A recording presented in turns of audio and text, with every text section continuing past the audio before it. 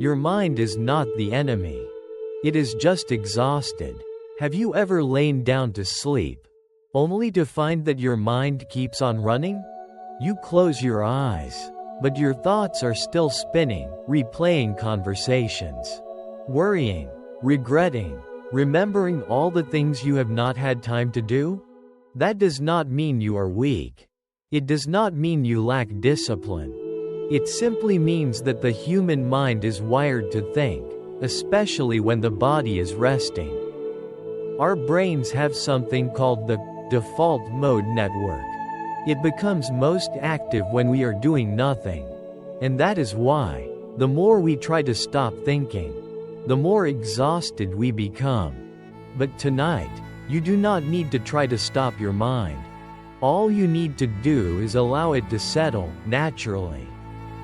Through gentle meditation stories and simple, easy to understand reminders, I will help you return to that peaceful state your body has known how to reach since childhood. Just lie down, close your eyes, and listen. No need to do anything. No need to understand everything. No need to meditate. Each story on this journey is like a little boat, carrying you from the shore of thoughts to the shore of stillness. Let me walk beside you, as a storyteller, guiding you back to yourself, where sleep comes gently, without force, and once your body is relaxed, and your mind settles like a still lake, you will begin to hear stories that may seem small, but could change the way you see your entire life. Each meditation story is a doorway, not opening outward, but inward, a quiet space, a spark of light, a moment of awe. So that is what it means. And this is how the first story begins. The empty boat. It was early morning. The sun had not yet risen behind the distant mountains. A thin, silky white mist spread across the river, silent and dreamy, just like the first thoughts of the day. A man stepped onto his small wooden boat. He was not going anywhere, just drifting. He often did this whenever his mind felt too heavy. Not to solve anything, not to think more, but simply to pause, to just exist. The river was still as glass. Each gentle stroke of his paddle split the surface of the water as if dividing two worlds. One was reality. The other, the mind. A soft morning breeze blew. Birds sang somewhere atop the bamboo trees along the distant shore. A silence that needed no name. He closed his eyes. He listened to his own breath blending into the space around him. But then, from afar, a second boat appeared. It was floating quickly toward him. No paddles, no voices, just drifting forward. He opened his eyes. Tension rose. He grabbed his paddle and tried to steer away. It did not work. The boat kept coming, closer and closer. "Get out of the way," he shouted. "Move it." No response. No voice. Then, bang! The boat slammed hard into the side of his. He stumbled. Water splashed into the bottom of the boat. His paddle dropped into the river. His clothes were soaked. And inside him, a burst of anger ignited like dry grass catching fire. "Are you crazy? Are you blind? Can't you see where you're going?" he shouted, glaring at the boat. But the boat was completely empty. No one inside, no one steering, no one to blame. It was just a boat, drifting freely. He froze. Everything within him suddenly went quiet. Strangely, the anger vanished, as if someone had blown it out like a candle. And in its place came something softer. Something deeper. Shame? Yes. Awakening? That too. He looked at the empty boat as if he were looking into himself. And then he sat down. Quietly. The sun began to rise. That is not just an old Zen story. It is a reflection of ourselves, every day, every hour, every moment. We get angry when someone interrupts us. We get annoyed by a certain look someone gives us. We feel hurt when a message goes unanswered. We feel let down when someone does not do what we expected. But if we pause, if we look inside the boat, we might realize, maybe no one meant anything at all. Maybe everything is just drifting along its natural course. Like the empty boat, no intention, no enemy, no plan, just life. And what causes us pain is not the fact that the boat floated our way. It is the belief that someone was steering it, with the purpose of hurting us. Our minds are wired to assign intention to others. It is a survival mechanism, part of the old brain, that helped our ancestors detect danger. But today, when someone does not greet us, we feel disrespected. When someone forgets our birthday, we feel abandoned. When someone hangs up the phone, we feel they're cold. And we do not realize, many of the boats in our lives are empty. The Buddha once said, "This world is largely a reflection of our own mind. When the mind is at peace, the world is at peace." The empty boat did not ruin his morning. His thoughts did. You can carry this story with you into your own life. Next time you feel anger rising, when you want to react, attack, defend, or withdraw, ask yourself, could this be just an empty boat drifting through my life? If it is, let it pass. No need to react, no need to overthink, no need to become a victim. Just let the boat float on. Because peace does not come from avoiding the boat. It comes from understanding this simple truth. There is not always someone rowing it. And if you are still here, still quiet, relaxed, and present, then get ready for the next story. A tale of a professor, a teacup, and a lesson you might never forget. Let us continue. Story 2. The Overflowing Cup. The last story may have left you with a moment of stillness. A new perspective, a gentle beginning to letting go. And now, as you sink deeper into relaxation, we will come to another story, a shorter one, but one that might make you smile and quietly whisper, "Ah, so that is what it means." A story about tea, about learning, and about emptying oneself. One day, a renowned university professor decided to visit a Zen master to learn about meditation. He was a man of deep knowledge, an expert in philosophy, with years of experience teaching Eastern thought. But there was something he had never truly grasped about Zen, the stillness and freedom he so often spoke about to his students. And he wanted to find it through someone who truly lived it. When he arrived, the Zen master welcomed him with a smile and invited him into his humble cottage. Without much hesitation, the professor began speaking about all the things he knew about Buddhist philosophy. The ego, impermanence, the parallels between Zen and modern psychology.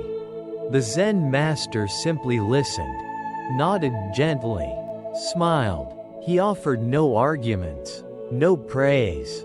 After a while, he stood up to pour some tea. His hands moved slowly, calmly, as if every drop of tea carried its own meaning.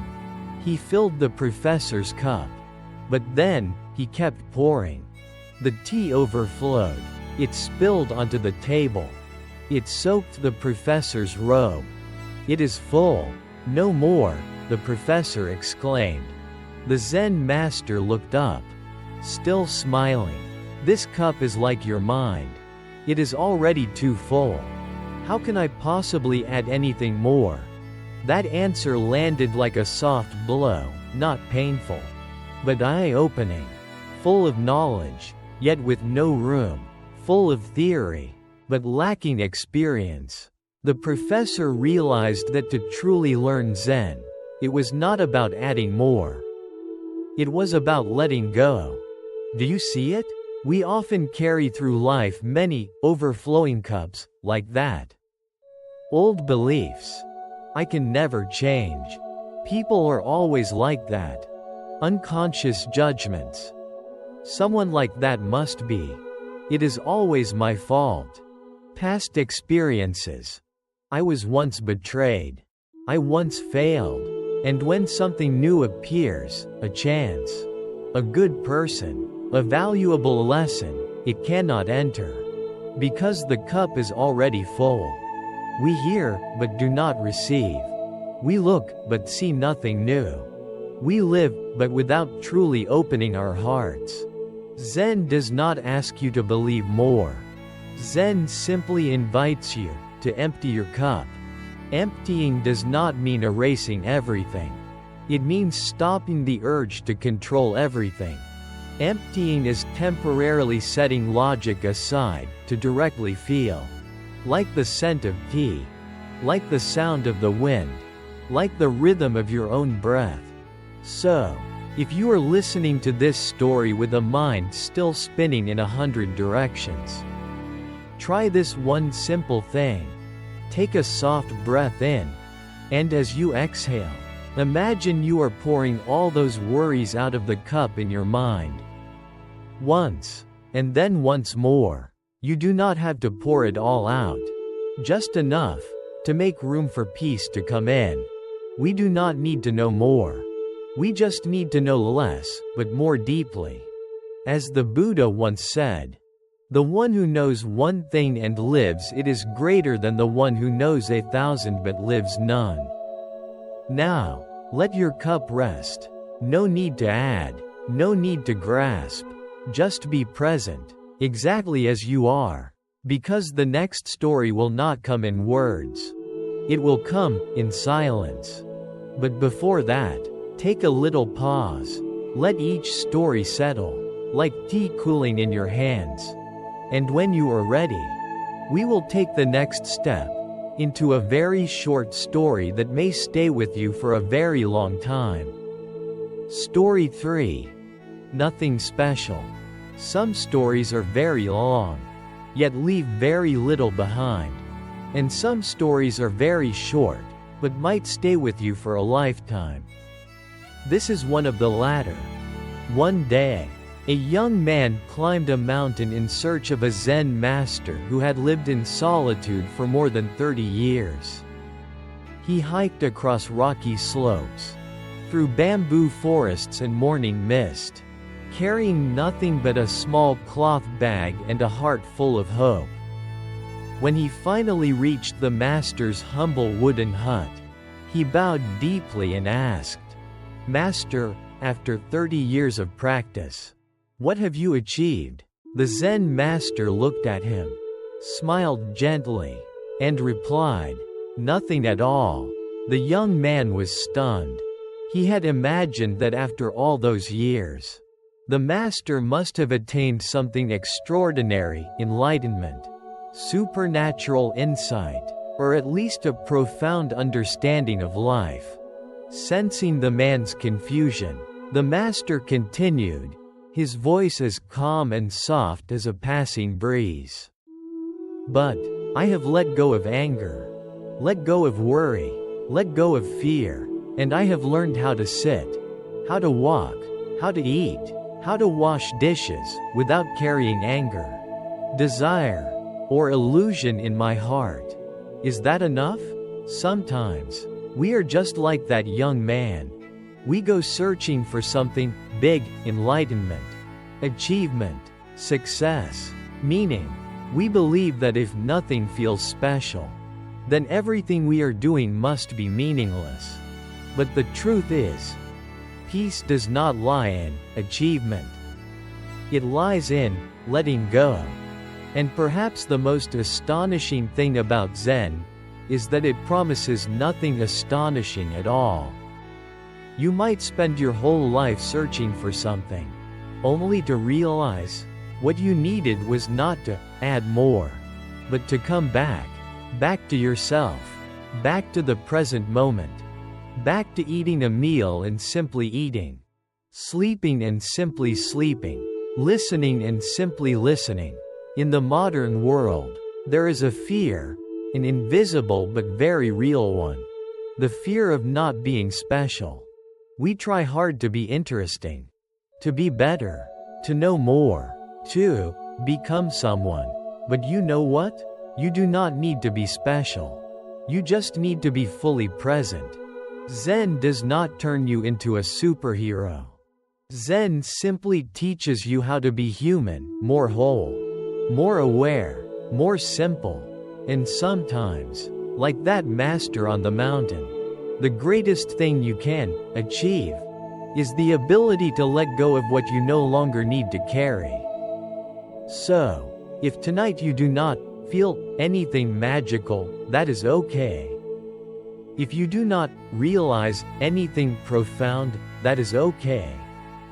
If you are simply listening, and your heart feels a little softer, that is enough. You do not need to be special. You just need to be real. The Buddha once said, "The ordinary mind is the way." You do not need to reach. You only need to return. Take a deep breath, and let that simplicity soak into you. Like warm mist on your skin. There is no rush to go anywhere. Because the next story will be even lighter. So light, you might not hear it with your ears, but with the quiet space within you. Stay here. Story 4. The sound of one hand clapping. Are you still here? If you are, then you are entering the deepest part of this journey, where questions no longer seek answers, but seek silence. This next story is not long. In fact, it is just a question. But that very question has awakened countless people. A young man, intelligent and full of passion, came to visit a renowned Zen master, asking to become his student. "Master," he said, "I want to study meditation. I have read many books. I understand the mind, the ego, and the idea of non-self. But I still feel unsettled in life. Please teach me." The Zen master looked at him for a moment, then gently smiled and asked, "Can you let me hear the sound of one hand clapping?" The young man froze. "The sound of one hand clapping? Are you joking?" The master gave no answer. He simply turned back toward the forest and resumed tending his garden. But the young man did not give up. He went home and pondered it all night. The next day, he returned. "Master, I think it might be this."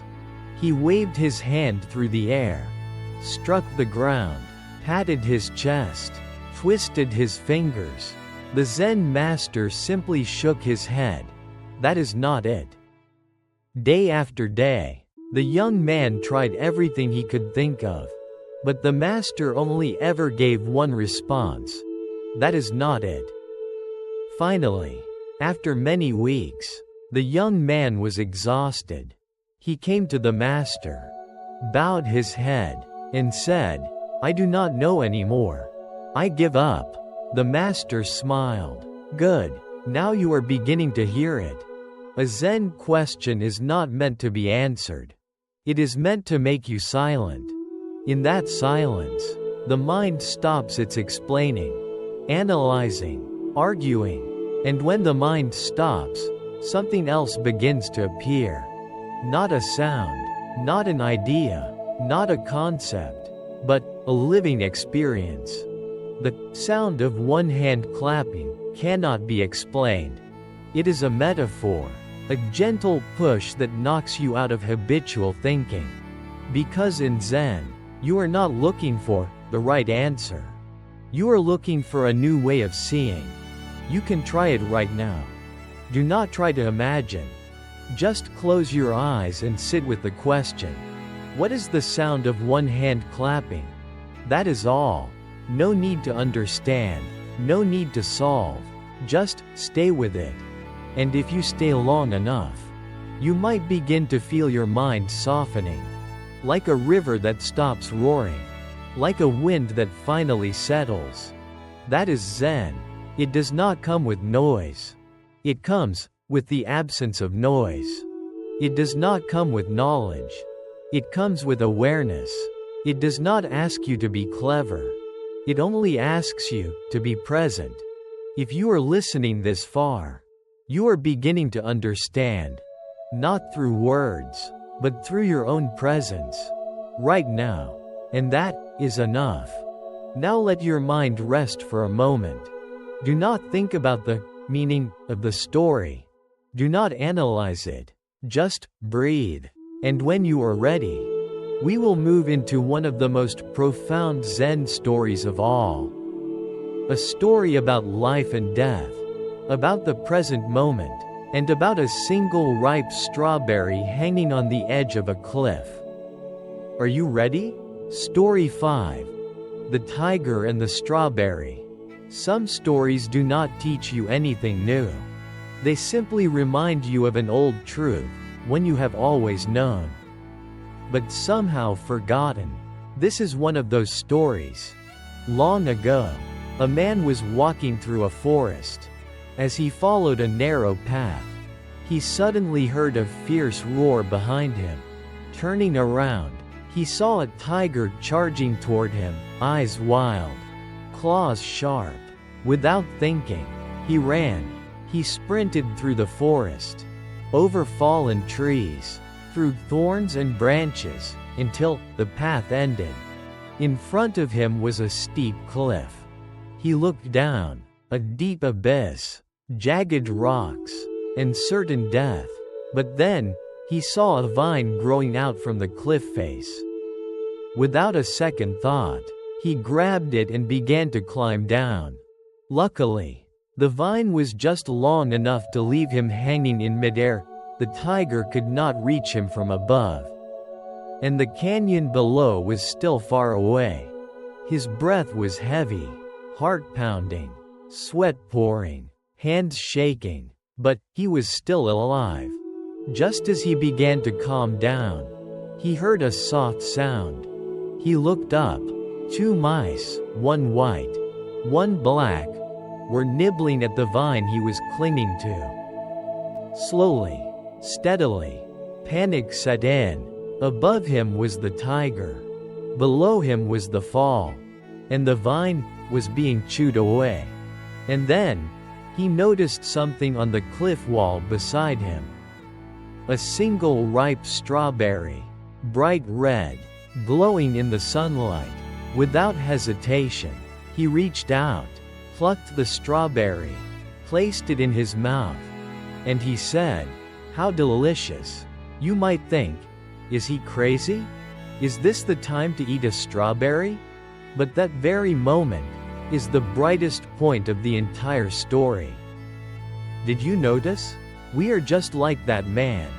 The tiger is the past, all the things that chase us, the regrets we are running from. The abyss is the future, the unknown that scares us, the what if we cannot control.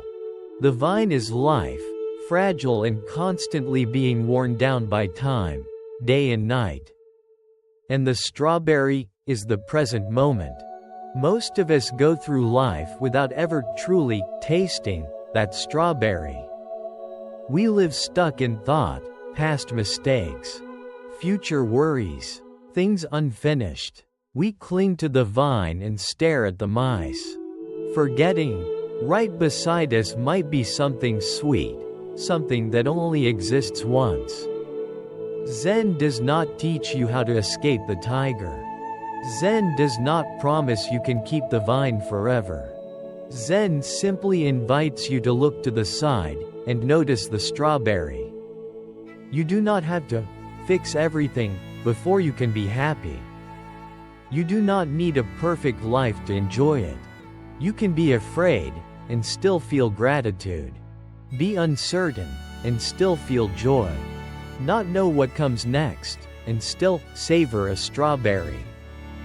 In Buddhist teachings, there is a saying, only the present moment is real. Everything else is just the mind creating stories. So, if you are lying there, alone in a dark room, tangled in thoughts of tomorrow, of unfinished tasks, of what you fear might slip away, try to pause. Do not fight the tiger. Do not cling harder to the vine. Just look around you. Maybe it is the gentle rhythm of your breath, the steady sound of a fan spinning, the soft feel of your blanket and pillow, or simply the presence of your body in this moment. And if you notice any of that, you have just picked your own strawberry. Savor it, because maybe that strawberry is all you need right now. Story 6. When hungry, eat.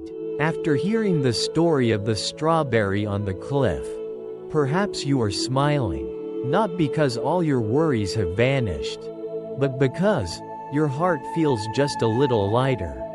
That is what Zen offers, not a miracle, but a return. And if you are ready, I will share with you another story, so simple it might surprise you. A story that needs no philosophy, no analysis, just living. Long ago, there was a great general.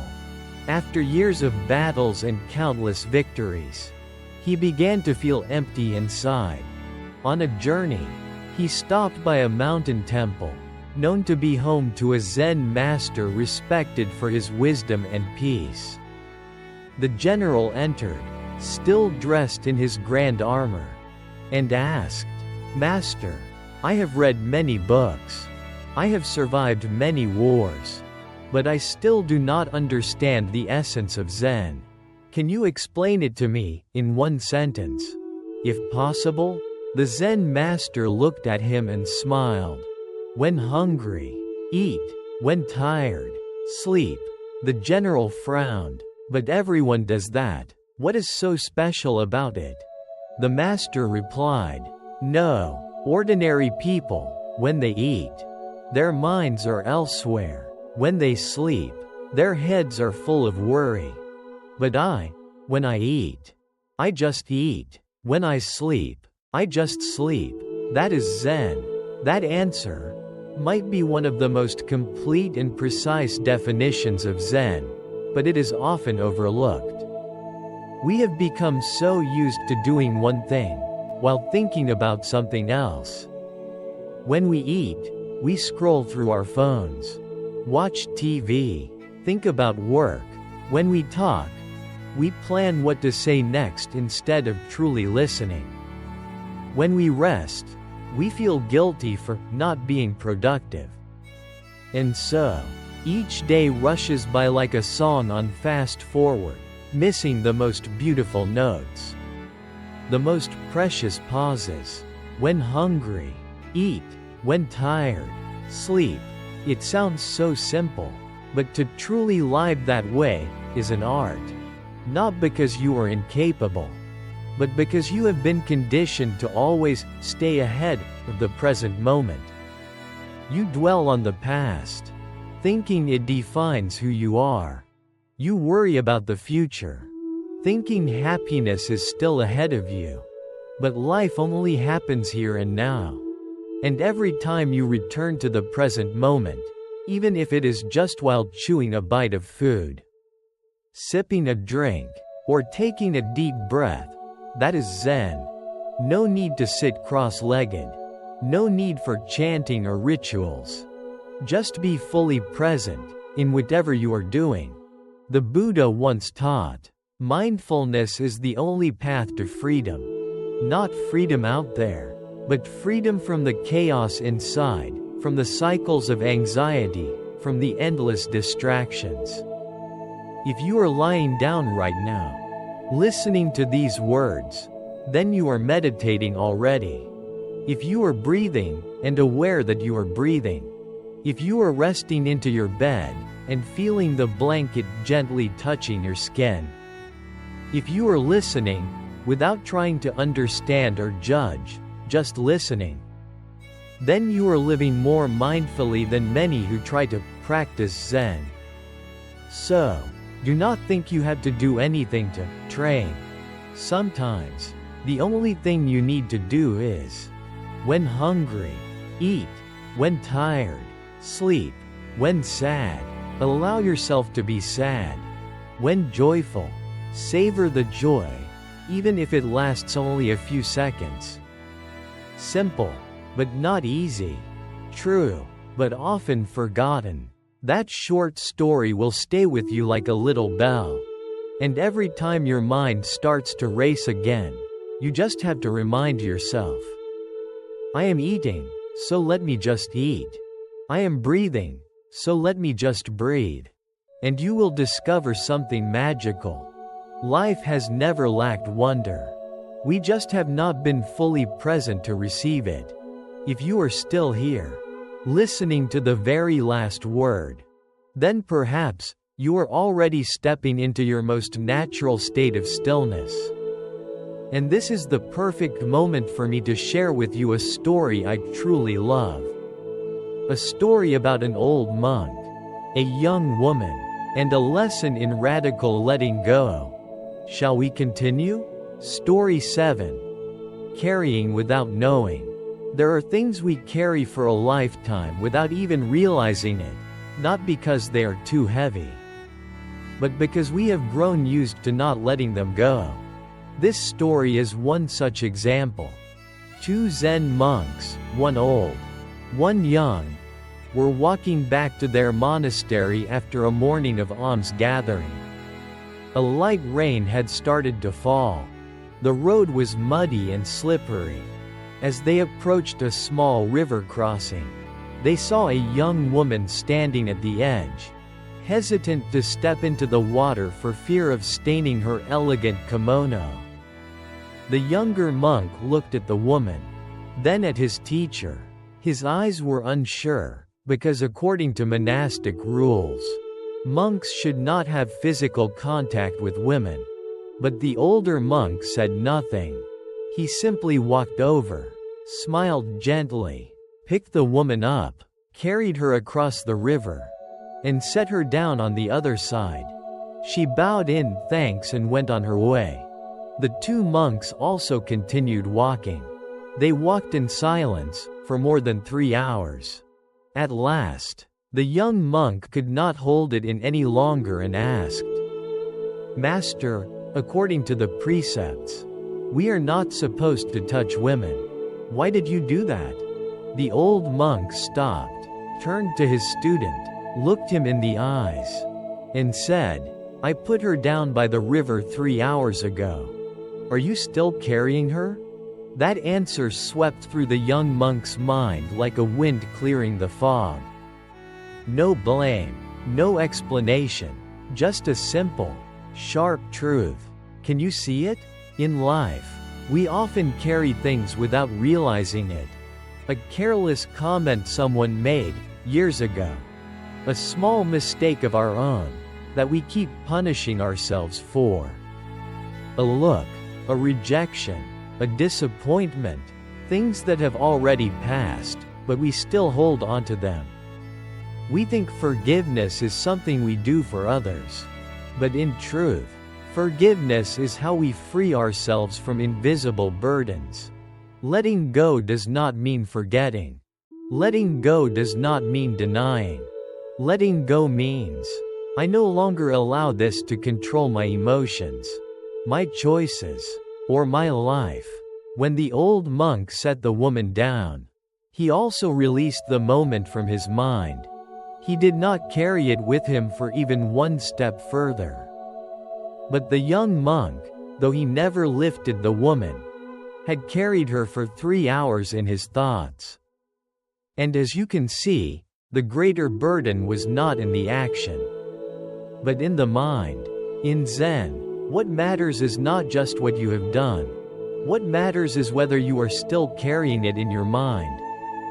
An old argument, a moment of misunderstanding, an opportunity that slipped away.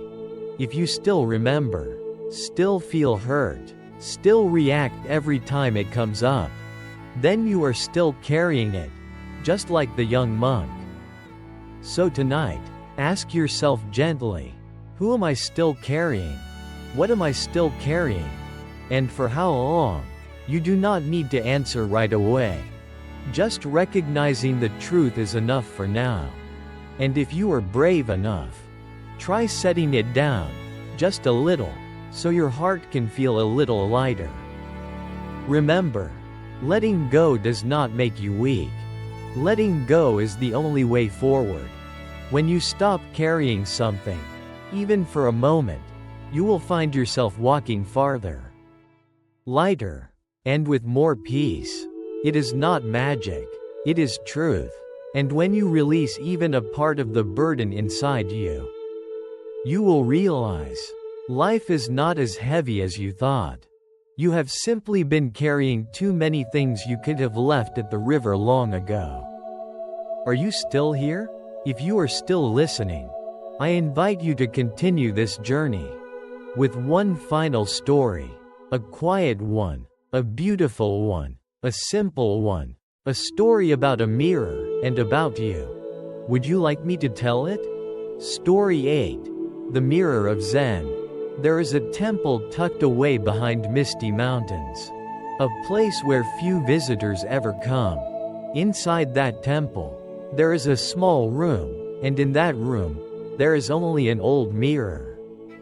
No golden frame, not polished to shine, not hanging in the grand hall. Just a plain mirror, resting quietly against a stone wall. Yet every student who came to study Zen at that temple was first led into that room. No explanation was given. The newcomer was simply asked to stand in front of the mirror, in silence. 1 minute, 5 minutes, 10 minutes. Some people cried, some laughed, some walked away, some stood there for a long time. One day, a traveler visited the temple. The abbot, a man nearly 70 years old, with a beard white as clouds, led him into the room with the mirror. The traveler looked at it, then turned to ask, "Is this the first Zen lesson?" The abbot nodded. "The mirror does not speak, but it shows you yourself." The traveler smiled slightly. "But everyone has looked in a mirror before. What's new about that?" The abbot gazed at him and said, "Yes, but how many dare to look long enough, deep enough, to see not just their face, but their own mind?" That mirror was not a decoration. It was a symbol, a silent teacher. It did not embellish. It did not judge. It simply reflected you, exactly as you are. And if you were brave enough to stand still before it, not fixing, not flinching, not turning away, you will see the one thing most people spend their whole lives avoiding. Yourself, completely. Without makeup, without pretending. Are you truly living in honesty with yourself? Have there been times when you smiled outwardly, but trembled inside? Times when you tried to please others, just to avoid feeling worthless? Times when you appeared confident in public, but felt hollow when alone? The mirror does not demand answers from you. It simply invites you to look. And in that act of looking straight on, is the very first step toward freedom. The Buddha did not teach us to become someone else. He simply taught, see yourself as you truly are. And from that seeing, everything begins to change. If you are still here, still listening to the final words of this journey, then perhaps you are also standing before your own Zen mirror. No need to analyze, no need to understand, just be honest. Honest about the wounds still healing. Honest about your longing to be loved. Honest about your weaknesses, your disappointment, your exhaustion, and then honest about the light within you. the light that has never gone out. It has only been covered by layers of thought, expectation, and self-judgment. Now, let that mirror rest quietly in your heart. No need to look anymore, because you have already seen. You do not have to become someone else. You only need to be yourself. Story 9. The Wooden Bowl in the Palace. This is a gentle story, but when listened to with a quiet mind, it can deeply stir your understanding of value, self-worth, and impermanence. Long ago, in a wealthy kingdom, there lived a Zen master who spent his days in solitude on a remote mountain. He was deeply respected by the king. One day, the king invited the master to the palace to give a Dharma talk to the royal court. After the teaching, the king personally escorted the monk to a luxurious guest room reserved for the most honored visitors.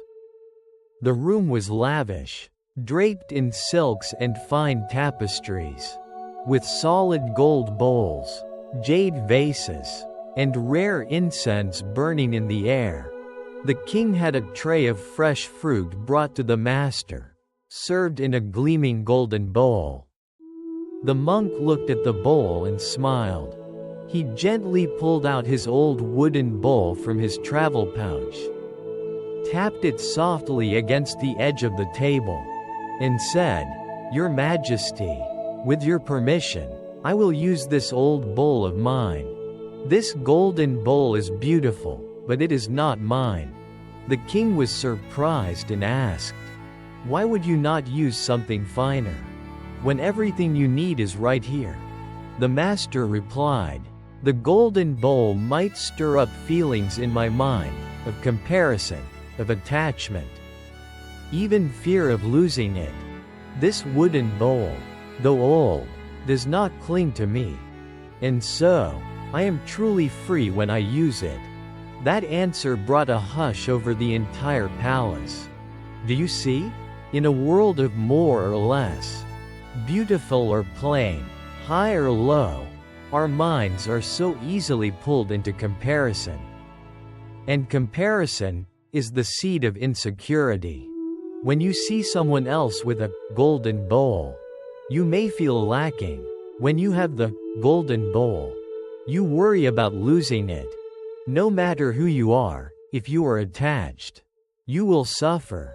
Zen does not teach us to reject beautiful things. Zen simply reminds us, you may possess things, but do not let them possess you. Use them, but do not confuse them with who you are. The bowl in your hand might be a prestigious job, a prized possession, an image of yourself you want others to see. You can enjoy all of these, but do not let your peace depend on them. Because the most beautiful thing is not the golden bowl, it is the mind that holds no attachment to the bowl. Now, take a moment to look at the golden bowl in your own life. What are you afraid to lose? What are you holding onto tightly? Even when you know it no longer serves you, you do not have to let go right away. Just seeing it clearly is already one step toward freedom. The old monk did not reject the golden bowl. He simply did not let it define him or hold him back. And that freedom is something the king, and many others, had never truly touched. Tonight, you can do the same. You do not need to change your life. You do not need to throw anything away. Just begin to see everything a little more lightly. Just notice what kind of bowl your heart is holding right now. And if you can see that clearly, then you are already beginning to set it down. Story 10. The Blind Man and the Lantern. There are things we do, not because we need to, but because we understand. There are lights that are not meant to light the path, but to light the heart. The following story is a small example, yet it shines like a lantern in the deep night. Long ago, In a quiet village at the foot of a mountain, there lived a blind man. Though he could not see, he knew every corner, every tree, every curve in the road. Each evening, he walked alone, his steps steady and familiar. One night, someone noticed him carrying a bright lantern as he walked through the dark. The person laughed and said, "You are blind. Why carry a lantern? It doesn't help you at all." The blind man smiled and replied, "You are right. I do not need the lantern to see the road. But others need to see me. If I do not carry it, they might bump into me, and I could get hurt, too." The answer left the other person speechless. Do you see? In life, we often only do things if we see a direct benefit for ourselves. But that blind man acted out of understanding and compassion. He did not carry the light for himself. He carried it to prevent harm to others and to himself. That story is a quiet, powerful Zen lesson. Zen is not just about sitting still in the mountains. Zen is the awareness that our actions affect everyone around us. A kind word can prevent someone's sadness. A small act of patience can stop an argument. An action that seems unnecessary may be the very thing that keeps peace for you and for others. In a fast-paced world, people often think, if I am not wrong, I do not need to do anything. If I do not see it, it is not my responsibility. But in Zen, responsibility does not come from guilt, it comes from awareness. That blind man, though he could not see the road, clearly saw how his presence affected the world around him. And that is true vision. Tonight, ask yourself, am I carrying a lantern, or am I walking in the dark without knowing it? You may not need light for yourself, but perhaps someone else needs you to shine a little light. A small gesture, a kind moment, a gentle presence. Not everyone who carries light does so for themselves. Some simply do not want others to crash into their darkness. So if you can, light a small lantern tonight. Even if no one praises you. Even if no one notices. Because in that quiet act, you are living a truer Zen than any teaching can offer. Story 11. The letter never sent. Some things do not need to be said to be real. Some misunderstandings do not need to be explained, they just need the right silence. This story is one of those things. In a monastery high in the mountains, there were two young monks who had studied and trained together for many years. One was named Tamin, calm and quiet. The other was Min-hua, intelligent, passionate, but often anxious. They learned from the same master, lived in the same small hut, and cherished each other like true brothers. One day, the abbot decided it was time to choose one of them to go down the mountain and carry on his teachings. Whoever was chosen would take on a great responsibility, and might one day become the next abbot. Neither of them said anything out loud, but in their hearts, both felt a swirl of emotions, hope, nervousness, even fear. One morning, the master called Tamin for a private conversation. After a while, the master nodded and chose Tamin to go in his place. The news reached Min-hua. He showed no reaction, just nodded. But that night, he could not sleep. A strange mix of sadness, disappointment, and perhaps a little jealousy rose in his chest. He thought, I have worked hard too. I have studied just as much. Why Tamin? Unable to hold it in, Min-hua sat down and wrote a letter, pouring out all his feelings. There was no blame, but it was filled with sorrow. When he finished writing, he did not send it. He folded the letter, planning to give it to Taman in the morning. The next day, as he stepped into the courtyard, he saw Taman meditating under a tree, eyes closed, body still. Min Hua took a step toward him, then paused. A soft breeze passed by. Leaves drifted gently to the ground. The morning was so quiet, and in that moment, he felt a deep stillness, soft and understanding. He looked into his heart and found there was nothing left to say. He returned to his room and burned the letter. No one ever knew he had written it. No one ever knew he was once sad. Taman went down the mountain. Min Hua continued to study. They remained brothers, quiet, as always. Years later, Min Hua became a great Zen teacher.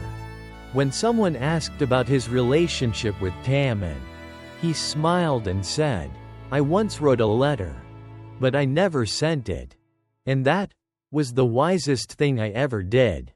To many people, this may seem like a small story. But in Zen, the moment you realize there is nothing more to say, is the moment your heart begins to open. Not everything needs to be expressed.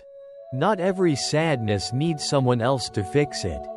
Sometimes, the best thing you can do is to simply sit quietly with yourself. Tonight, if you are lying down with a letter of your own, unwritten or unsent, a feeling of blame toward someone, a regret directed at yourself, an apology, or an explanation, try letting it rest. Do not rip it up. Do not send it. Just breathe with it, gently, and let the wind carry it away. Because sometimes, the most healing thing is not a word. It is a silence, deep enough for love to return on its own. Story 12. A handful of salt in water. Some suffering feels overwhelming. Until we change our perspective. It is not that the problem becomes smaller, but that the heart becomes larger. This Zen story is short, but it might shift a lifetime of thinking. One day, a young man came to visit a Zen master. Clearly upset and restless. He said, "Master, my life is full of suffering. I see others living lightly, while I feel constantly burdened with worry, hurt, and frustration." The master said nothing. He took a handful of salt, dropped it into a small glass of water, and handed it to the young man. "Drink this." The young man took a sip, and immediately made a face. "It is so salty. I can't drink this." The master nodded. Then he took the same handful of salt, dropped it into a large bucket of water, stirred it, and said, "Now try drinking from this one." The young man drank. This time, he was surprised. "The water is cool and clear. I don't taste any salt." The master looked at him and smiled. Suffering in life is like this salt. It is inevitable. Everyone has some. But how it tastes depends on what you hold it in. When your heart is small like a glass, everything feels bitter. But when your heart is wide like a lake, suffering dissolves and peace returns. Do you see? The same situation, a harsh word, a personal failure, an old wound. If your heart is tight and narrow, you will hurt and react. But if your heart is spacious, you will see, understand, and let go. No one lives without pain. But how deep the pain cuts depends on how much your heart can hold. And Zen is the way of expanding your heart. Day by day. You do not need to do anything dramatic. Just, each morning, breathe a little more slowly. Each night, forgive yourself a little more deeply. Each time sadness arises, do not try to erase the pain, just open your heart. Perhaps even tonight, you are holding a handful of salt inside you. A disappointment with someone you love. A frustration at work. An old memory that still lingers. You do not need to throw it away. You just need to pour in more water, through understanding, soft breathing, and coming back to the present moment. And tomorrow morning, when you wake up, the salt might still be there. But you will find, it no longer makes you wince. Because your heart has grown a little wider. Story 14. The Buddha's wordless teaching. There is a kind of wisdom that cannot be found in books. There is a kind of truth that cannot be spoken. And there is a kind of Zen that is only understood when there is nothing left to understand. Long ago, the Buddha sat with his disciples during a gathering. Everyone waited in silence for him to speak. But that day, the Buddha said nothing. Instead, he simply held up a lotus flower, raising it before them all. The disciples sat quietly, confused. Only one, his great disciple, Mahakasyapa, looked at the flower and smiled. The Buddha nodded and said, "I possess the true Dharma I, the wondrous heart of nirvana, and I now pass it to Mahakasyapa." That became one of the earliest Zen stories, and the heart of the Zen tradition itself. No teaching, no theory, just a smile and a direct knowing. We live in an age of words. Everything must be explained, proven, analyzed. But in Zen, there are truths that the more you try to understand, the farther you drift from them. Because truth does not come from thinking about it. Truth appears when the mind stops and simply sees. Mahakasyapa did not ask why the flower was meaningful. He did not try to interpret it. He saw with intuition. And he smiled because he realized there is nothing to figure out. That is Zen, not something you attain, but the realization. You have already been here all along. You too. Right now, just by listening. When you do not need to understand every story. When you simply breathe and let go. You are already very close to awakening. No more effort is needed. No need to wait for anything else. The flower has already been held up. Will you smile? Sometimes. The deepest truths are found in what is not said. Just as the deepest peace is not the softest sound, but the silence between sounds. So tonight, you do not need to carry any more knowledge. You do not need to remember any teachings. Just let go. Just be present. Just smile when you see that silent flower in your heart. Story 15. The two monks and the young woman. Letting go does not always mean forgetting. Letting go sometimes means carrying nothing in your heart, even if your hands once touched it. Long ago, two monks, one old, one young, were walking together from village to village, seeking alms. Along the way, they came upon a small river, its waters rushing from a recent rain.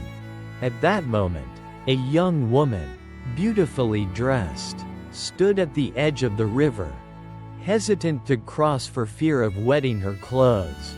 Seeing this, the older monk stepped forward, said nothing, gently lifted the woman, carried her across, and placed her on the other side. He bowed, then continued walking. The younger monk said nothing. They walked several more miles. The sun was already sinking. Finally, the younger monk could not hold it in any longer.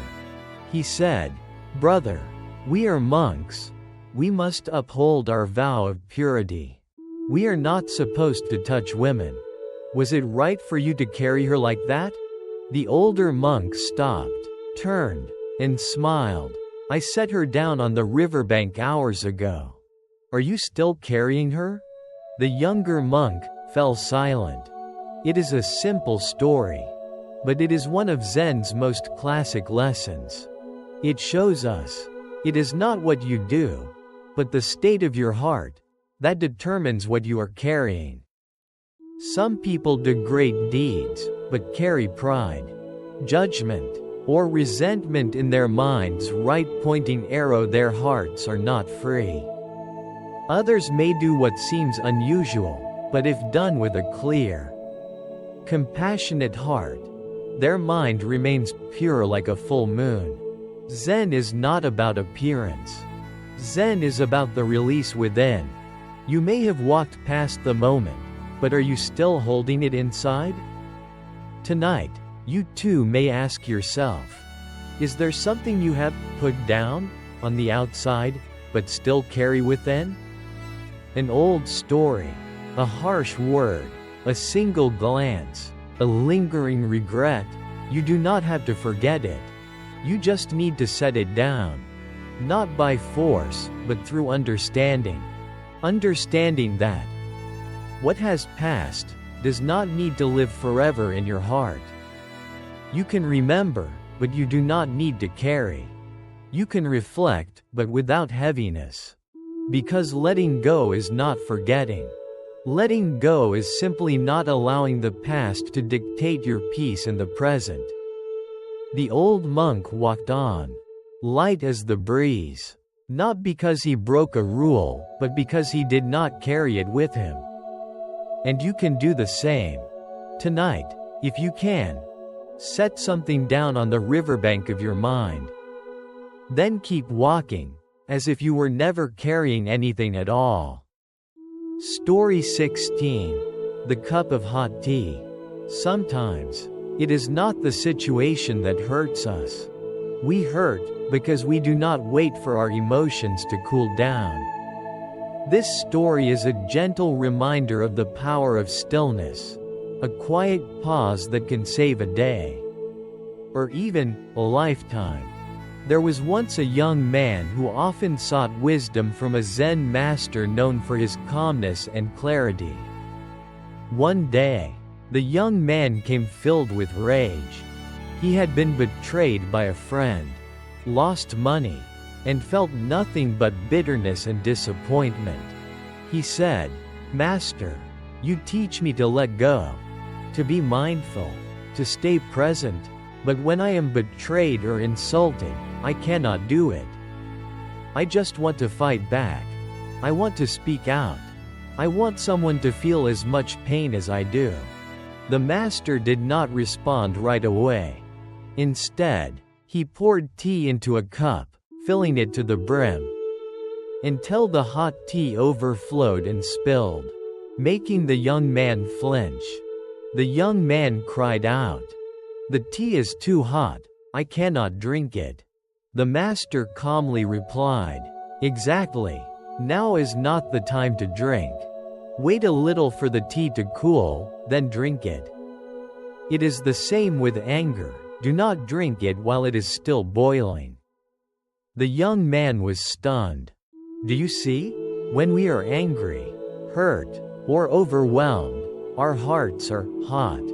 And if we drink from it in that moment, by reacting, lashing out, saying something hurtful, or doing something we later regret, it is like burning ourselves with a cup of tea that was not ready.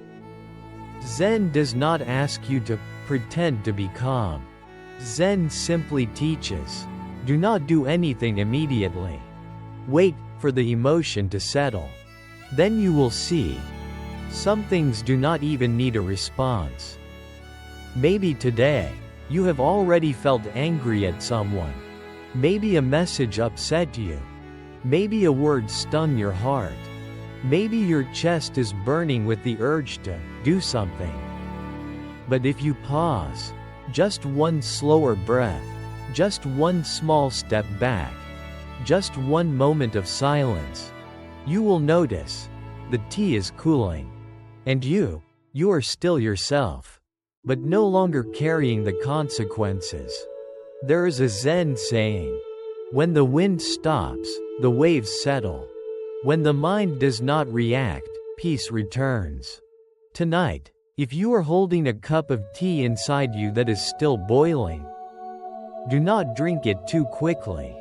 Do not argue with it in your head. Do not burn yourself with a temporary flame. Just set the cup down, sit quietly, and breathe. The tea will cool, and in the morning, you may find your heart gentle enough to keep moving forward. Story 17. The Soldier and the Butterfly. There are moments when true strength lies not in action, but in restraint. Some things, if you try to help too soon, may never learn how to grow on their own. After the war, a soldier returned home, carrying many wounds and pains that had not yet healed. To find peace, he moved near a forest, spending his days reading, gardening, and quietly watching nature. One morning, sitting on his porch, he noticed a small cocoon trembling.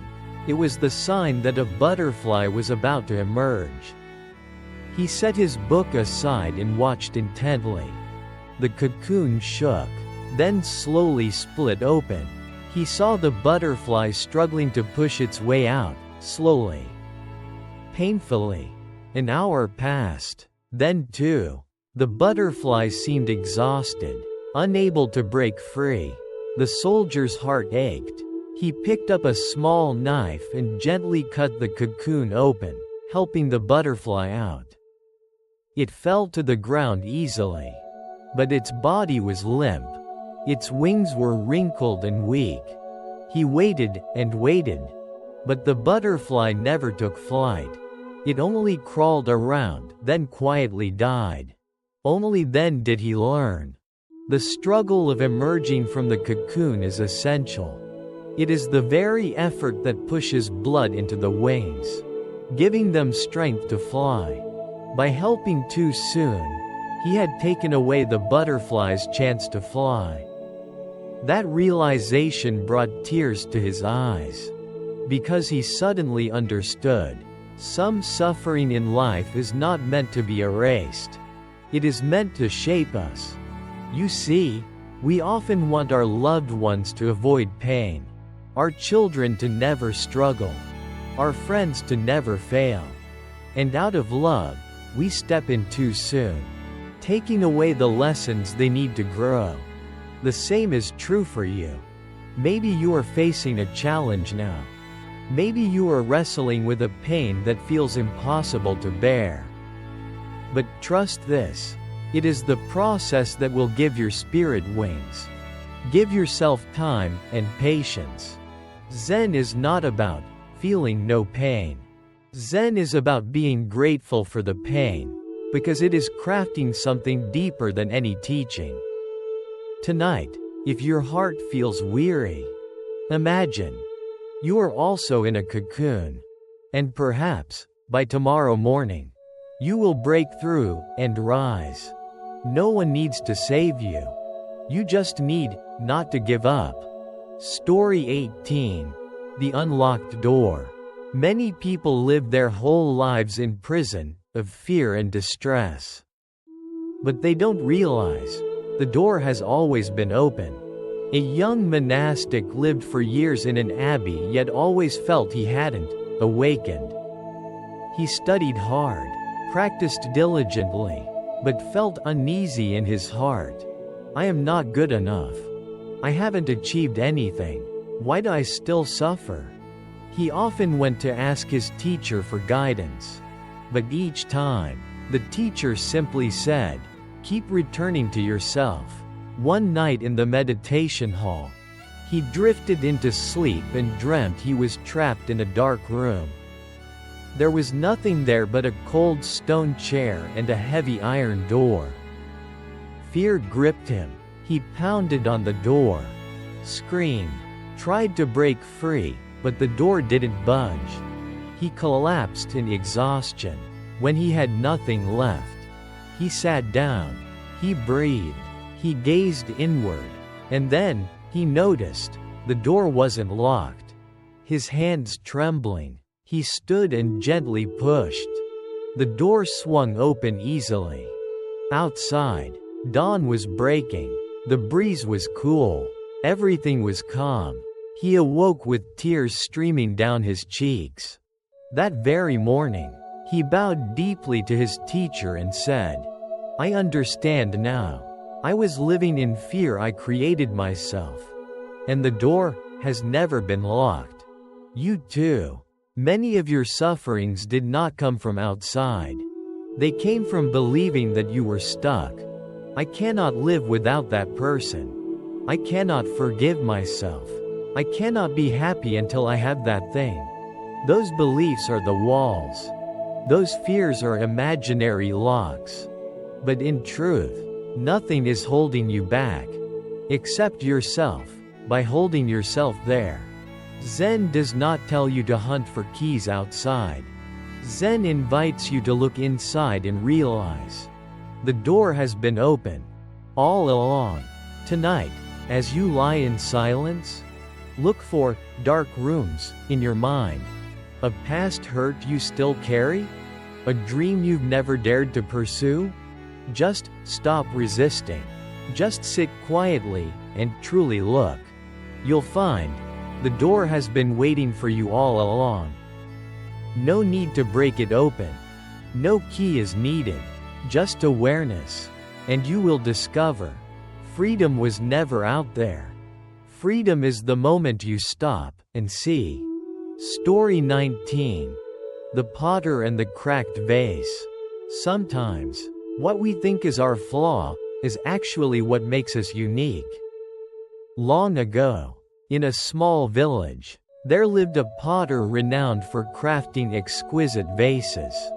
Each day, he worked at his wheel, his hands shaping clay into beautiful vessels. He had a young apprentice, talented and quick, but overly perfectionistic. One day, the apprentice finished a vase, but as it was drying, a small crack appeared along its side. He was devastated and ready to throw it away. The potter then said, "Wait, put it aside for now." The next day, he brought out paints and began to highlight the crack in gold. After hours of carefully painting, the crack glimmered like a golden light. He handed the vase to his apprentice and said, "Do you see? That crack didn't ruin the vase. It gave it its own story." That method later evolved into a real Japanese art form called kintsugi, repairing pottery with gold. In Zen, this teaches us a simple truth. Suffering doesn't make you less.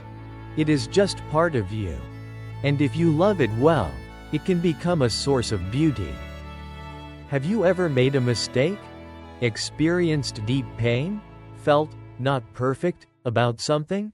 Know this: that very imperfection is what makes you more profound, more beautifully human. Zen doesn't transform you into someone unblemished. Zen helps you see every scar deserves its sacred place in your life journey. Just like that old pot. Perhaps today you carry a crack in your heart. Breathe with it. Cover it with acceptance and a touch of golden understanding. One day, you'll hold that vessel of your soul and realize, this is truly me. Imperfect, but whole. No need to hide. No need to erase the past. Just love every part of yourself, including the broken pieces. Because light often enters through the cracks. Story 20. The Boy and the Bamboo Shoot. Sometimes, we think our efforts are useless. But in truth, everything that matters is unfolding in silence. Long ago, in a poor countryside, a young boy helped his parents plant trees on the edge of the forest. He particularly loved one type, bamboo. He selected a good plot, planted the first bamboo shoots, and carefully watered them every single day. In the first week, nothing sprouted. In the first month, the soil remained the same. His friends teased him. Your seeds must be bad. Why don't you plant mangoes or pomelos? That'll grow faster. But he stayed patient, watering daily. In the second month, still nothing. By the third month, silence continued. He began to doubt. Did I do something wrong? Is bamboo incompatible with this soil? Yet his father, a quiet farmer, just smiled and said, "Keep caring for it. Bamboo doesn't grow above ground so quickly. It's doing the most important thing, it's growing roots." And indeed, by the fifth month, a tiny green shoot appeared. Then, within the next month, that bamboo soared over 2 meters tall. Each day it stretched upward, as if time and delay meant nothing. That lesson stayed with the boy forever. And it can stay with you too. In life, there are times when you work so hard but see no results. You practice meditation, read, live well, and still feel stuck. Your spirit feels like barren land, hopeless. But really, you are growing roots. You are doing the most vital work, just unseen to others. Zen is not about getting results quickly. Zen is about becoming deep, fertile ground, where every seed has a chance to grow strong. Don't compare yourself to others. Some are like fast-growing mustard plants, blooming quickly but fading fast. Others are like bamboo, quiet for a long time, then suddenly soaring skyward. Tonight, if you feel you're still not enough, not peaceful enough, not forgiving enough, not calm enough, remind yourself, I am growing roots. Something beautiful is being prepared inside me, quietly. And tomorrow morning, nourish your heart with a slow, mindful breath, a gentle, loving glance inward, a small dose of patience. Because you never know. By tomorrow, that bamboo shoot might burst forth and greet the morning sun. Story 21. The Blind Man with a Lantern. The greatest light sometimes comes from the one we think has no need for light at all. Long ago, there was a blind man who lived in a small village nestled in the mountains. Every night, he would walk home after visiting friends or shopping at the night market. What made him special was this: although he could not see, he always carried a lit lantern.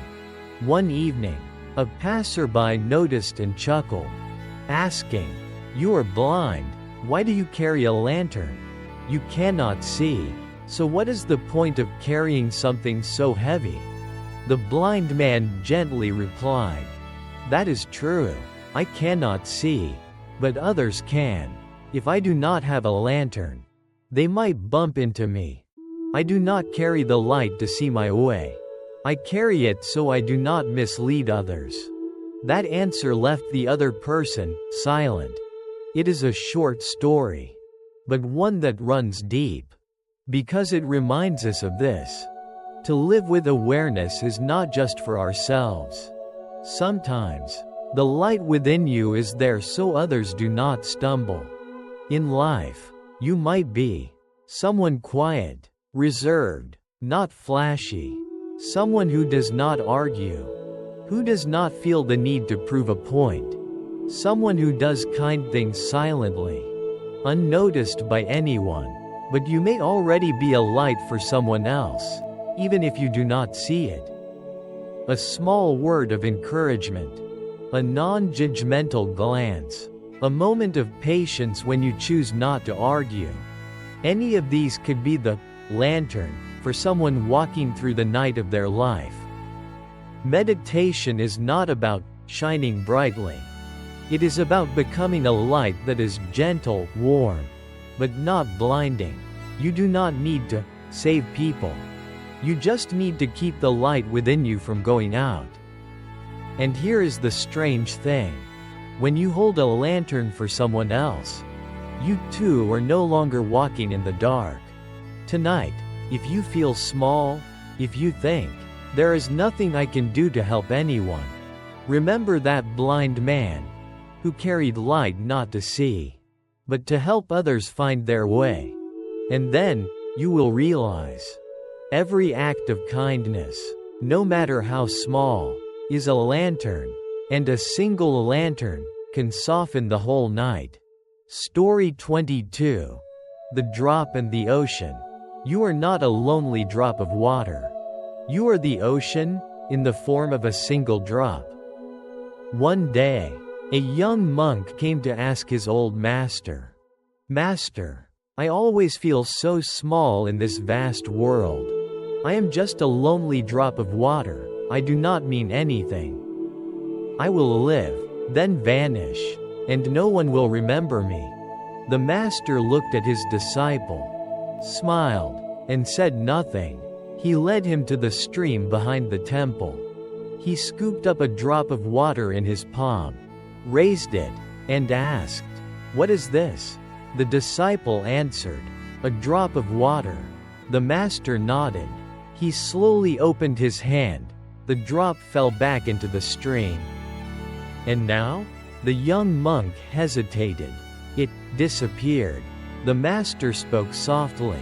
"No, it returned. It is no longer a separate drop. It has become the stream. And it will become the river. And then the ocean, vast and without limits. You are just like that. You think you are a tiny self. A single, isolated person. A limited life. A fragile soul. But in truth, you are an inseparable part of life itself. You are the ocean, taking the shape of mist. Meditation teaches us, when the ego dissolves, the infinite reveals itself. You are not fading away, you are returning. Returning to the whole of life, where there is no separation, no comparison, no need to compete. Perhaps you have seen yourself as not good enough, without value, less than others. But all of that is just the illusion of a drop that has not yet returned to the ocean. Tonight, if you feel lost, know that you have never truly been alone. You have simply forgotten that you belong to something far greater. All you need to do is let go. Do not even try. Your breath will carry you back. Silence will help you dissolve. And then you will see. I have never been small. I am part of everything. Story 23. The Traveler and the Backpack of Stones. Some burdens, no one asked you to carry. But you keep wearing them every day, simply because you are used to them. Once upon a time, there was a traveler who wandered through many lands. On his back, he always carried a large, heavy backpack that made his shoulders hunch and his steps slow and weary. One day, he arrived at a small roadside inn. The innkeeper saw how exhausted he looked, invited him in to rest, poured him some tea, and asked, "Where are you going, carrying such a burden?" The traveler sighed, "I am searching for the land of peace.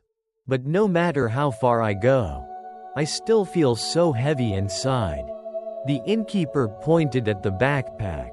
"What are you carrying that weighs so much?" The traveler said, "I am not really sure. It has been on my back for so long. I carry it because I thought it was necessary." The innkeeper gently asked him to take it off. When they opened it, both were shocked.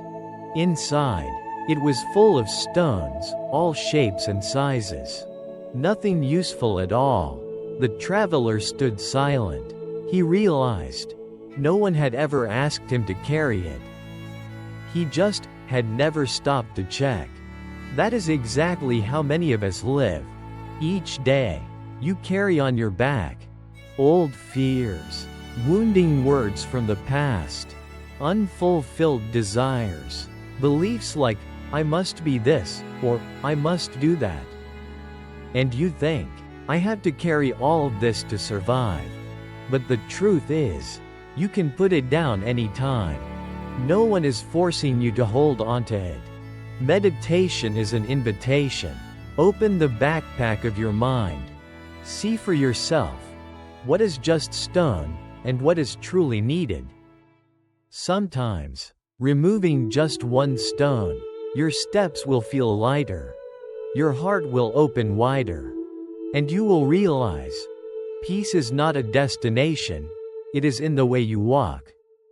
Tonight, you can do that too. Simply by closing your eyes, breathing slowly, and asking yourself, what have I been carrying in the backpack of my mind for too long? Maybe it is a sadness, a resentment, a goal that no longer fits, a definition of success that society gave you. If it is there, gently put it down. You do not have to throw it away. Just stop carrying it. Tomorrow morning, you will wake up, still yourself. But your steps will be just a little lighter. Because you let go of one stone. And the road ahead will not seem as far as it once did. Story 24. The Empty Bowl. Only when the bowl is empty can fresh water be poured in. Just like the soul, only when we let go can something new enter. One day, a wise old professor, intelligent, experienced, deeply knowledgeable, came to visit a well-known Zen master to learn about meditation. He came with confidence, notebook in hand, speaking non-stop about what he already knew.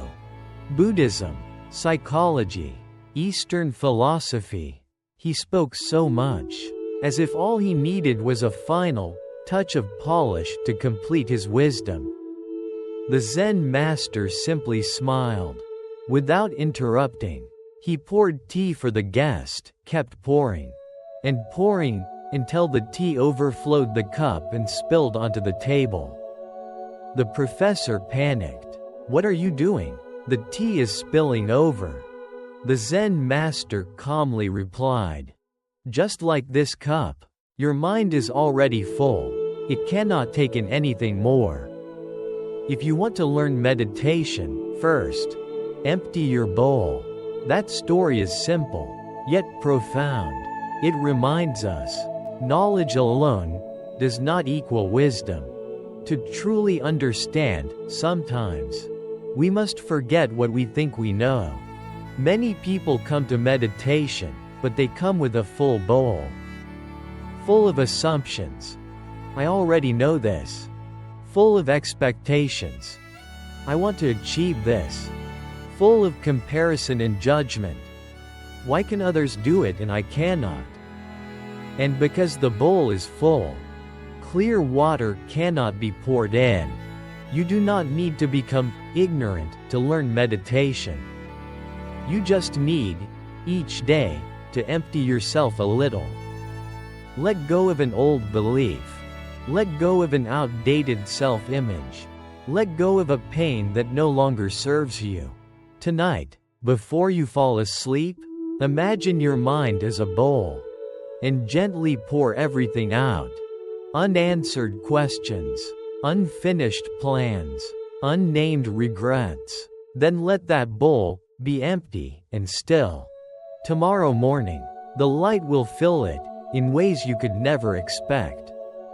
Meditation is a return to the original space, where there is no me, no others, no should be, or must become. Only presence and an emptiness full of living energy. Story 25. The gatekeeper and the door within. There are doors that do not need a key to open. They are only waiting for you to realize that you have been the one guarding them all along.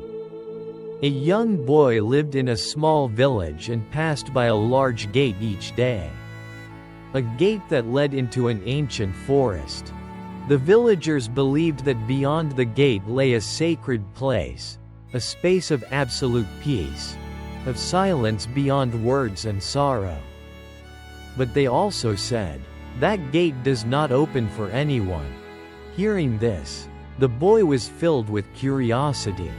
Every day, he would stop by, sit quietly in front of the gate, and then leave, hoping that one day, it would open on its own. Years passed. The boy grew up, moved far away to study, and faced the ups and downs of life. Whenever he felt sad, exhausted, or disappointed, he remembered that gate, the one he once believed could heal him. If only he could step through it. One day, now an adult, he returned to his old village. The gate was still there, now covered in moss, unattended, but this time, instead of waiting for a miracle, he stepped forward and noticed something strange. The gate was never locked. He reached out and gave it a gentle push, and it opened easily. Inside, there was nothing like he had imagined, no paradise, no heavenly music. There was only a large mirror. In that mirror, he saw himself, but not as he was now. He saw the little boy from years ago, sitting quietly by the gate, eyes full of light, face full of hope, and in that moment, he understood, the gate was never locked. He had been the gatekeeper of his own heart all along. You see, in life, we often believe we are held back by circumstances, by others, by fate, or by karma. But more often than not, the gatekeeper is our own mind. We build an imaginary door that says, I am not good enough. I am not ready. I do not deserve peace. And then we wait a lifetime for someone else to open it for us, when all it takes is a gentle touch. The door has been ready for us all along. Meditation does not take you to some faraway place. It simply helps you realize the door was never locked. It helps you see that the one you have been searching for is not someone in the future, it is you. Here and now, when you stop waiting, when you stop doubting yourself, when you release every condition for worthiness, you will see, peace is not a prize for the special. Peace is something you have always had. You just need to step through yourself. And if tonight, you feel stuck, as if you are standing in front of a door no one will open, remember this story. Maybe what you need is not to break down the door. Maybe you just need to breathe. Place your hand on the latch, and gently push. What is inside is not something foreign. What is inside is you, as a child full of faith and wonder. And that child is still there. Always. Never lost. Story 26. The robe stained with ash. You do not need a new robe to be free. You only need to remember, ash does not cling to the skin, only to the robe.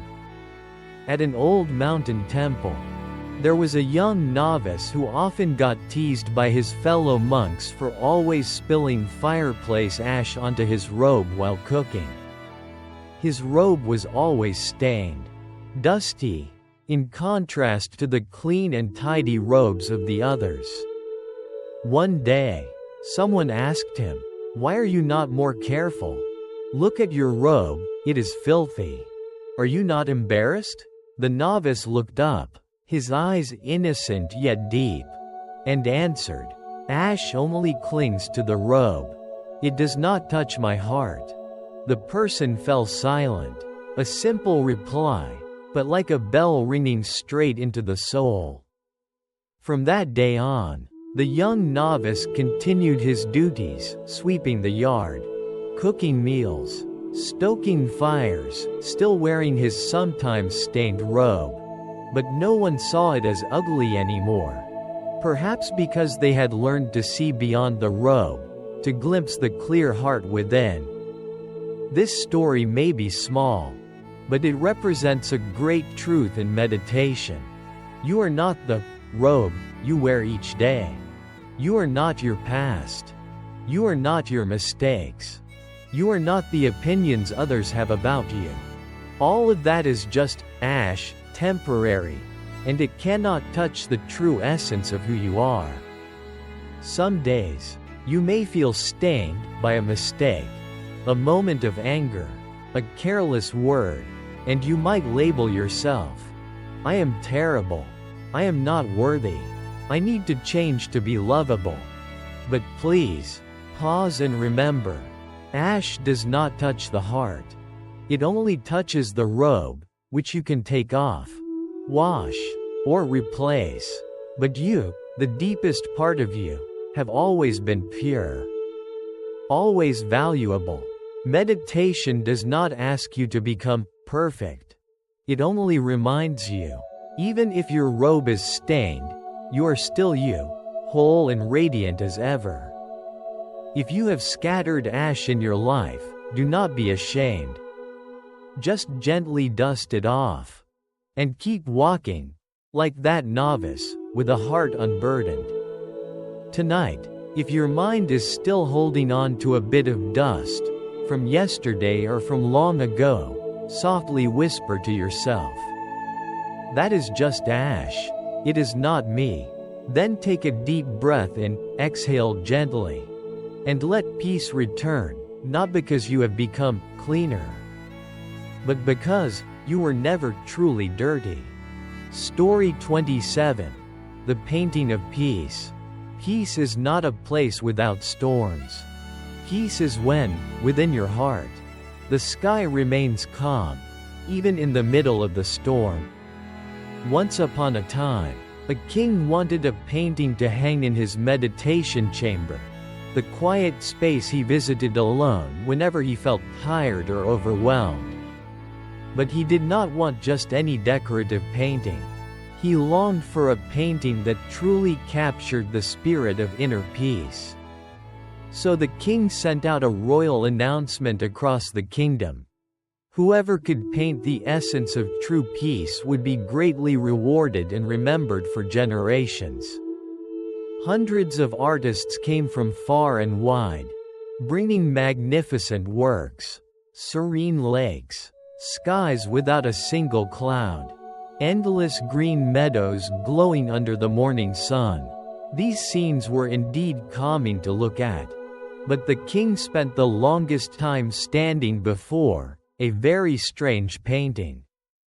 It showed a fierce storm, dark clouds gathering thick above, lightning flashing violently, jagged mountains, trees bending under powerful winds. Just looking at it made people tense, even shiver a little. But in a small corner near the rocky cliffs, beside a rushing stream, there was a tiny bird's nest. And in that nest, a mother bird sat calmly with her chicks, eyes soft, wings embracing, as if the storm around her did not exist. The king chose that painting. He said to his court, "Peace is not the absence of storms. It is the stillness of the heart amid the storm." That bird, she is the symbol of one who has practiced meditation, who has learned to take shelter within.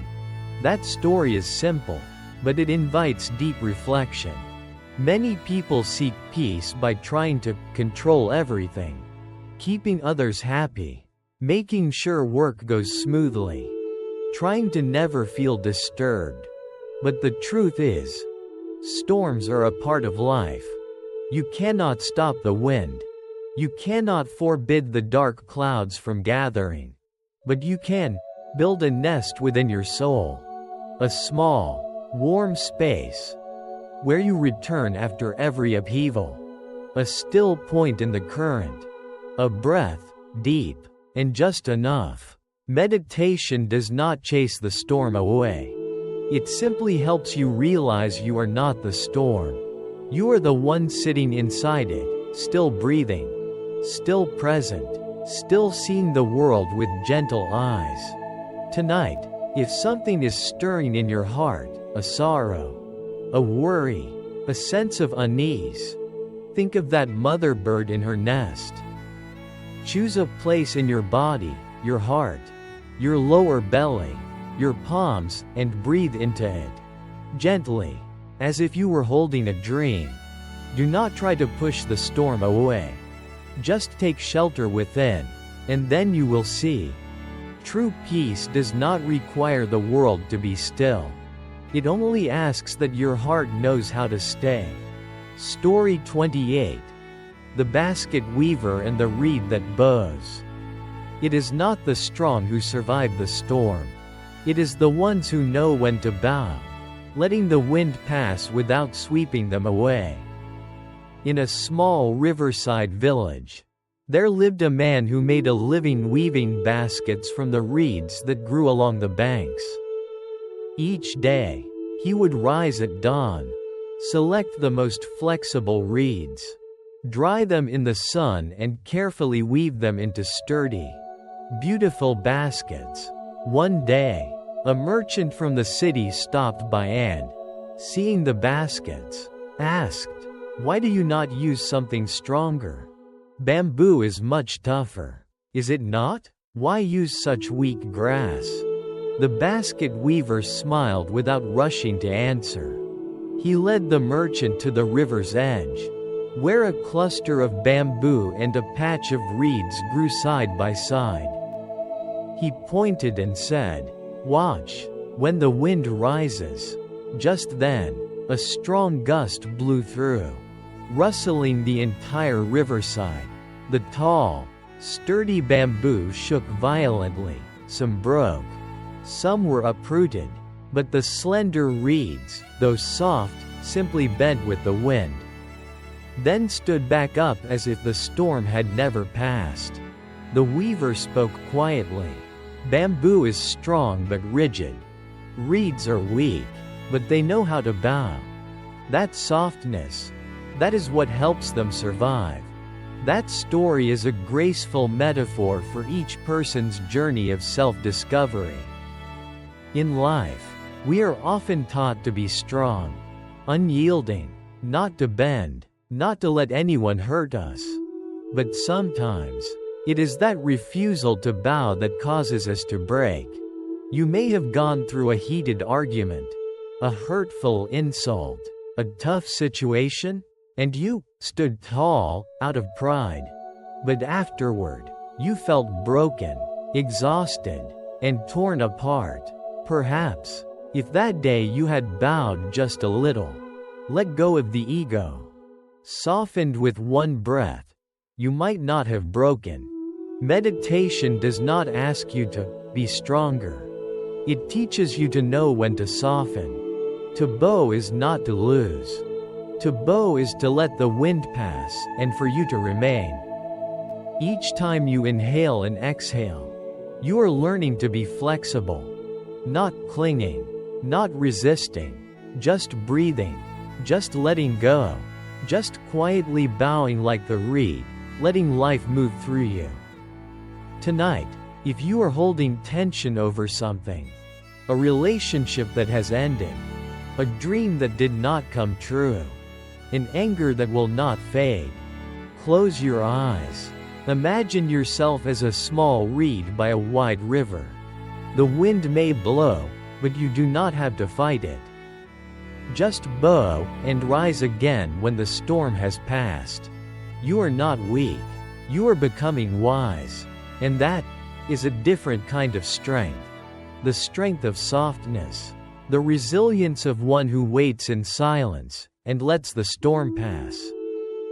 Story 29. The man who searched for the sky. Some people spend their entire lives searching for the blue sky, but never realize that sky has been above them since the day they were born.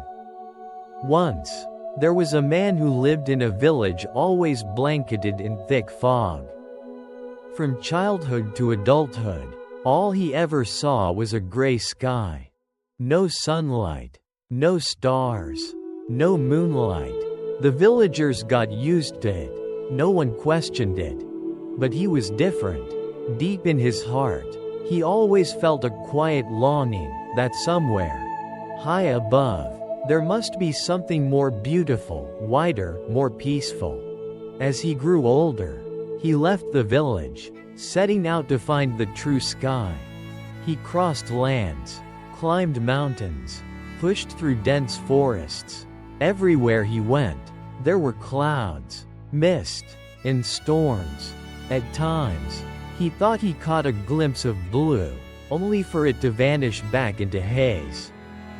In each place he visited, he asked, "Is there sky here? I am searching for it. I have never seen a real sky in my life." Some laughed at him. Some did not understand. Some told him, "The sky is right above your head." But he shook his head, because he had never seen it with his own eyes. He could not believe it was real. After many long years, his body grew tired. He stopped under a tree and sat down, too weary to continue. In that rare moment, the clouds parted, the mist thinned, and warm golden light poured onto the ground. For the first time in his life, he saw the sky deep blue, serene, and still. And then, he cried, not out of joy, but because he realized the sky had never been absent. He just had never stopped long enough to see it. That story reflects the lives of so many people today. We rush forward, endlessly chasing something bigger: happiness, peace, enlightenment, fulfillment. We say things like, "I will feel peace when I retire. When I finally buy this house. When that person loves me again." And in the running, we forget what has always been right here, above our heads. Inside our chest, within our breath. Meditation is not a path that takes you far. It is the journey that brings you back to where you already are. You do not add anything. You do not achieve anything. You simply let go of the fog, so you can see. The sky was always there. You just needed to look up and open your eyes. If tonight you feel empty, lost, or as if you are searching for something you cannot quite name, stop. You do not need to go anywhere. You do not need to try anymore. Just sit, like that man under the tree, and breathe slowly. At some moment, in the stillness, the clouds will part. And you will realize something. I do not need to search anymore.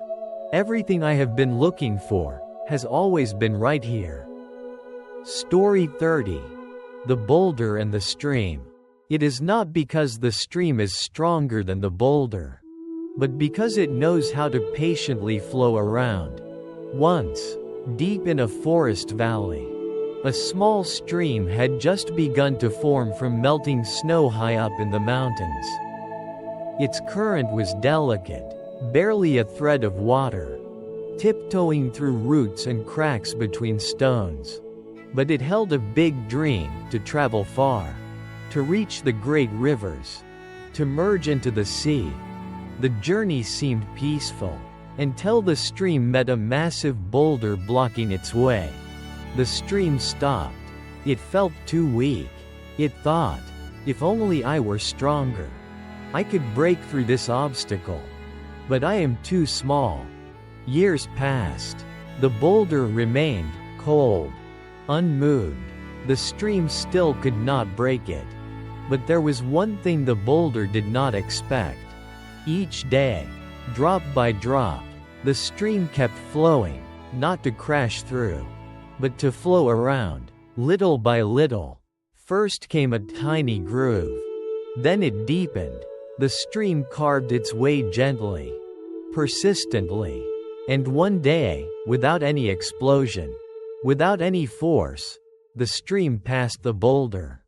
Quietly, decisively. No one saw that moment. No one cheered. But the stream knew. It did not have to destroy, and it still moved forward. That story is the mirror of so many on the path of growth. We all have our boulders in life. A fear that repeats itself. An old wound left unhealed. A person we cannot forgive. A dream that never came true. And we tell ourselves, I am too weak. I am stuck. I will never change. But do not forget, water does not need to be strong, just consistent. You do not need to overcome it all today. You only need to be patient and keep going. Meditation does not ask you to untangle every knot in a single breath. It only invites you to stay with yourself. Breathe slowly, and repeat that each day. One day you will notice. You no longer flinch when someone mentions the past. You no longer react harshly to criticism. You no longer feel life is too heavy. Not because the boulder disappeared, but because you quietly float around it. Tonight, if there is still a block in your heart, a sadness not yet gone, a plan left unfinished, a relationship still unsettled, close your eyes and gently say to yourself, I am the water. I do not need to break. I just need to keep flowing. No need to force. Just breathe. And tomorrow morning, you will move forward again, like the stream weaving through rock. Silent, but never stopping. Story 31. The potter and the fire within. Fire can burn, or it can shape something beautiful. It all depends on whether you embrace it or resist it. In a quiet countryside village, there lived a potter known for crafting the most exquisite clay jars. Not only were his designs intricate, but the glazes on his pots always carried a sense of calm, ancient, deep, as if they held time within them. Many people wondered, where did you learn this glazing technique? How do you fire your pots without cracking them or burning the color? How do you make them feel so peaceful? The potter simply smiled and invited them to look at his kiln. Inside, the fire burned bright, steady, deep, but never wild. He said, the secret is not in the clay. It is not in the glaze. It is in the fire. If you welcome the fire, the pottery forms. If you fear the fire, it will crack. That may sound simple, but it holds a profound truth. In life, we all face fire, pain, challenges, loss, intense emotions like anger, fear, or grief. Our instinct is to avoid it, run from it, or try to put it out. But the more we fight it, the more fragile we become, quick to snap, quick to give up. But if you can sit with the fire, without running, without judging, just stay quietly, like clay waiting to be shaped, one day, you will realize you are not burning, you are being fired into form. Meditation teaches us not to run from fire, not to suppress emotions. It teaches us to stay with them, like the potter who tends the flames all night. Maybe you are going through something hard, something you cannot explain, a worry that lingers like a quiet blaze in your chest. Instead of trying to put it out, try sitting beside it. Tell yourself, this fire is not here to destroy me. It is here to shape me. Your breath, that is how you keep the fire steady. Your awareness, that is the kiln keeping your mind from cracking. Day by day, minute by minute, you are being forged, not to become someone great, but to become a vessel complete within. Tonight, if a fire is burning inside you, do not be afraid. You are not alone in the fire. You are being shaped, more beautiful, more grounded, more whole. And one day, you will smile, like the potter, and say, it was because of that fire that I became who I am today. Story 32. The Window and the Mirror. Not everyone sees the world the same way. Because some look through a window, while others only look into a mirror. One day, a wealthy man decided to fund the construction of a meditation hall in a poor countryside area. After the building was complete, he visited the monastery and stepped into the meditation room, where a Zen master was quietly sitting by a window. The man said, "I gave the money. I want to know if what I did truly mattered. I need to feel like I am a useful person in this world." The Zen master did not reply immediately. He simply pointed to a wall that held both a large mirror and a small window beside it. He spoke softly. "Glass is glass. A mirror is made of glass. So is a window. But one reflects only yourself. The other lets you see the world." Then he looked into the man's eyes and said, "It depends how you use the same material. You can see only yourself, or see others. If you always look into the mirror, you will only see the self. But if you look through the window, you will see the whole sky." The man stood in silence. And in that moment, he understood. What truly matters is not how much he had given, but how open his heart had become. That story is a quiet reminder for many of us. In life, we often get caught in, me. What have I done? What have I gained? Am I better or worse than others? We look at everything as if it must reflect back to us, praise me, validate me, recognize me.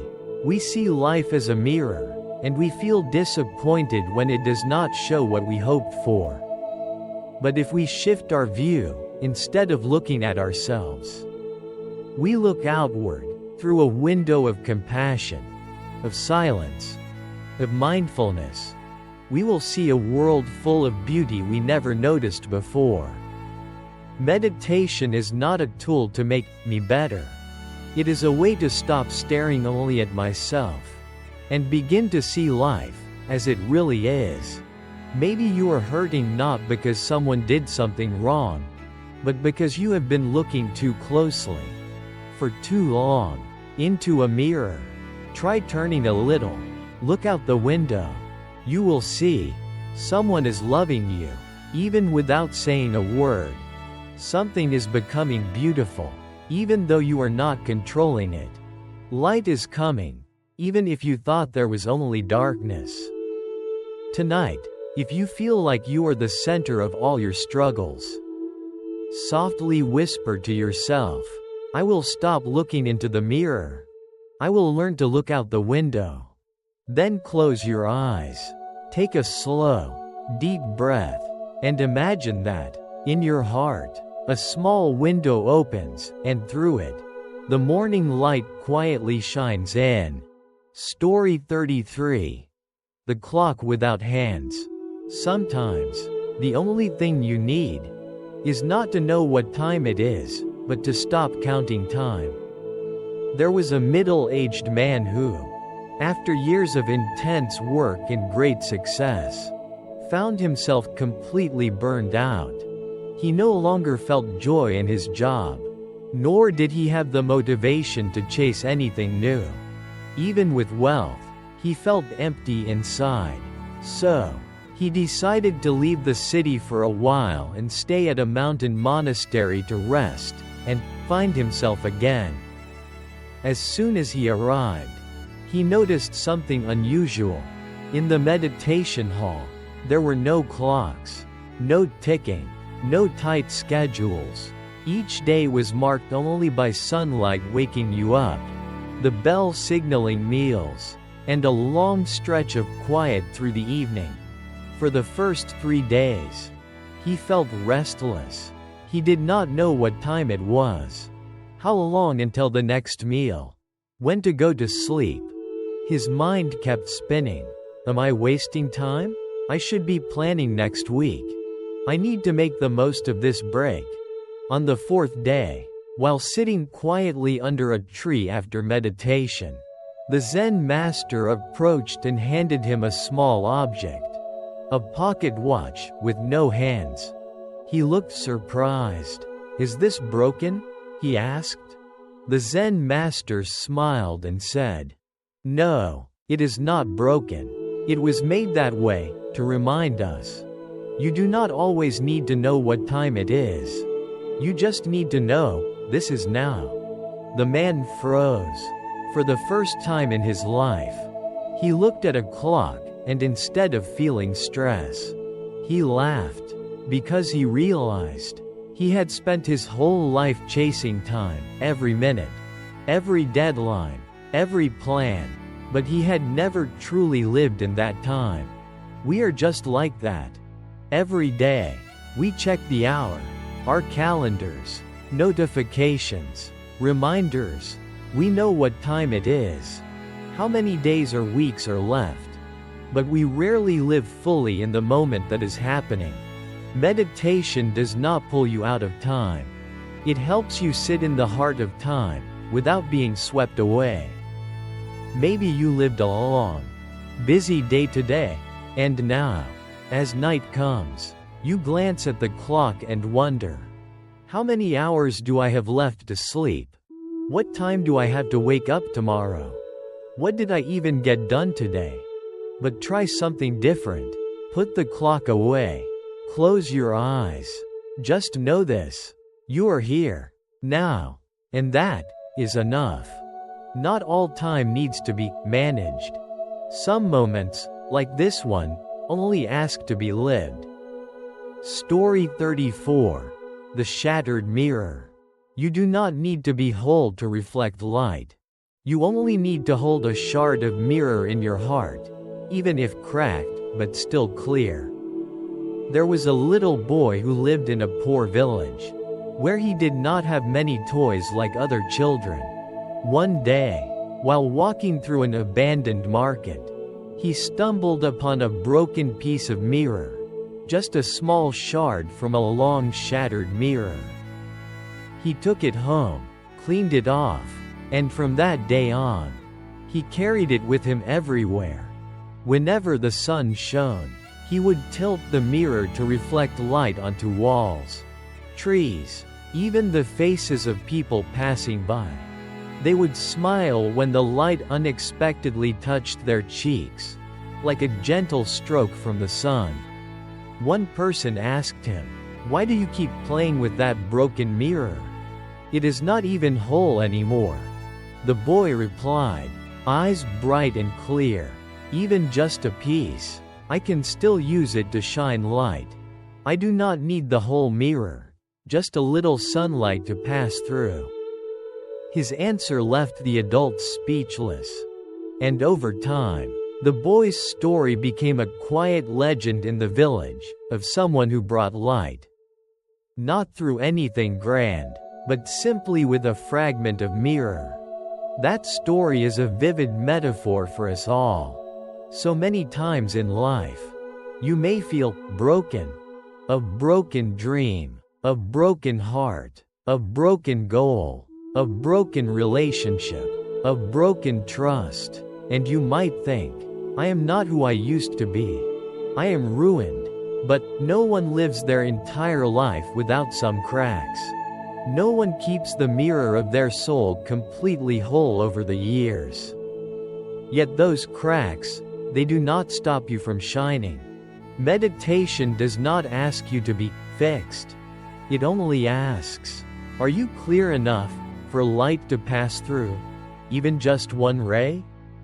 Sometimes, it is the cracks that make you more sensitive to others' pain, more patient, more gentle, less quick to judge. Because you have been broken, you have learned to understand. Tonight, if your heart feels like something is still unhealed, do not rush to glue it back together. Just place your hand over that spot, where even the smallest piece of mirror inside you is still clear. And whisper, "I can still shine. I am still a light, even if not perfect." You do not need to be whole to be beautiful. You only need to be honest with yourself, and gentle with your scars. Because sometimes, it is the broken pieces of mirror that scatter the most beautiful light. Story 35. The bell that no one rang. Some sounds do not need to be made. You only need to quietly listen, and you will realize they have been ringing all along. In an ancient monastery nestled among pine trees, a large bronze bell hung in the bell tower. Each morning, the bellkeeper would climb up and strike it 3 times, a signal to awaken and begin meditation. But one day, the old bellkeeper fell ill. No one replaced him, and that morning, the bell did not ring. Strangely, even without the sound, everyone in the monastery woke at the usual time, stepped out into the courtyard, and began walking meditation in silence, as if the bell had rung. Just like always, a young novice, puzzled, asked, "There was no bell this morning. How did everyone know it was time to meditate?" The abbot smiled and said, "The real bell does not hang in the tower. It rings within each person. When the mind is quiet and still, even without sound, there is awakening." Those words echoed in the novice's heart all morning. He realized that all this time, he had relied on outer signals, bells, reminders, clocks, voices, to guide his actions. But he had never truly listened to the bell inside himself. That story reflects how many of us live today. We wait for someone to remind us. We wait for a crisis to change. We wait for a word of love to feel whole. We wait for the perfect moment to start living mindfully. But we forget, the bell does not need to be struck. It only needs your silence, and it will ring on its own. Meditation is not about adding more noise. It is about sitting down and recognizing what has always been there. Every person has a spiritual bell within. No two are the same. The question is not whether it exists, but whether you have been still enough to hear it. Tonight, if you find yourself waiting for something outside, for someone to understand you, for something to change, for a little miracle, try stopping. Stop waiting. Close your eyes and listen. You may discover, in what seems like empty silence, a very soft bell has been ringing for a long time. No one struck it, no one called your name, but it is there, patiently, waiting for you to hear yourself. And now, after all the gentle stories, the evocative images, and the quietly opened doors of the soul, it is time to stop listening. There is nothing more you need to hear. Nothing to remember. Nothing to figure out. What you needed to feel, you have already felt. What you needed to let go, you are already beginning to release. Now, let everything drift away, like a quiet stream flowing through the forest of your mind. Soft and warm, sit or lie down in a way that feels completely comfortable. If you have not already, gently close your eyes. Bring your attention to your breath, not to control it, simply to feel it. Feel the air moving in and out. Inhale slowly, exhale softly, as if you are breathing with both your body and your heart. Right now, your breath is not just life, it is healing. Each breath in is light entering your body. Each breath out is the release of tension, of worry, of control. Feel your forehead softening, your shoulders dropping, as if you are setting down an invisible weight you have carried for too long. Your hands are relaxed, your belly soft, your legs letting go. Your whole body is now wrapped in a warm light, like early morning sun in a still forest. You do not need to go anywhere. You do not need to achieve anything. You do not need to become anyone else. If a thought arises, let it come, and let it go, like a cloud passing across a wide blue sky. Do not chase it. Do not hold on. Your mind is like a lake, stop stirring, and it will become clear on its own. Now, allow yourself to completely surrender, like a leaf that has just touched the earth. No more falling, no more resistance, just stillness, held by the gentle ground. You are safe, you are peaceful, you are home, within yourself. And now, there is nothing more to do. Everything is already enough. The stillness you feel right now is not from the outside, it is from within you. A place deep inside that has always been quietly waiting for your return. Stay in this space for as long as you like. There is no rush, no thinking. Let your breath gently carry you into sleep, or into a place of deep rest. If someday in the future your heart feels unsteady, come back here, to where the stories, the breath, and your gentle presence are always waiting for you. And if you would like to continue on this journey of healing and awakening, you are invited to subscribe to Silent Soul Garden, where every video is like a soft blanket for the soul. Now, may your sleep be deep. May your night be gentle. Peace is always with you.